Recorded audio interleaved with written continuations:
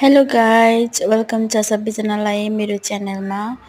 अनि हामी चाहिँ नि आज धेरै समय बाद हामी चाहिँ सबैजना साथीहरू मिलेर घुम्न जाँदैछौँ नि त। यो प्लान चाहिँ हाम्रो धेरै समयदेखि नै भइरहेको थियो। आज चाहिँ फाइनली सक्सेस भएर हामी चाहिँ घुम्न गएको छौँ। तर हामीले चाहिँ बाहिरको खानेकुरा नखाने, रुमबाटै सबै बनाएर लाने भनेर हामीले रुमबाटै सबै चाउमिन, चटपटे सबै खानेकुराहरू बनाएर लगेको थियौँ नि त। अनि बाहिरतिर पनि पाइँदैन नि त।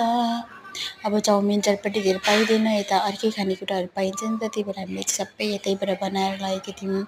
यसरी सबै साथीहरू मिलेर बस्दा त एकदम धेरै रमाइलो हुँदो रहेछ क्या। हामीले त घुम्दा घुम्दा रमाइलो गर्दा फोटो खिच्दा भिडियो बनाउँदा त हामी त रात परेको पनि थाहा नै पाएको थिएनौँ क्या।